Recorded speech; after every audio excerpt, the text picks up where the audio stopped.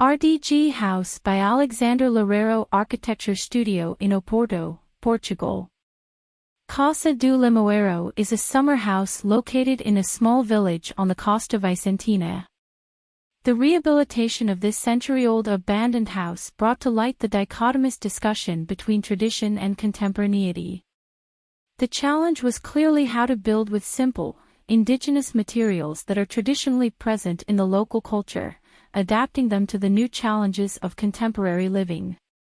The small narrow house measuring only 55 sqm was organized in a simple way, but very compartmentalized. The plan presented a succession of small spaces of about 2m x 3m arranged consecutively and in continuity without a great hierarchy between them.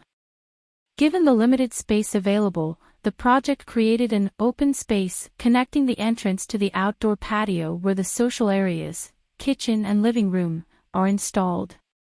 Private areas, such as bedrooms and bathrooms, occupied the sides and take the form of alcoves.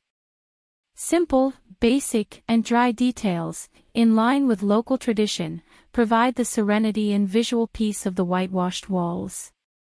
Architecture is reduced to its basics. Minimum. Minimalist. This is the essence of this project. The house has traditional rammed earth walls, wooden cage partitions, and a reed ceiling with the traditional rat heel.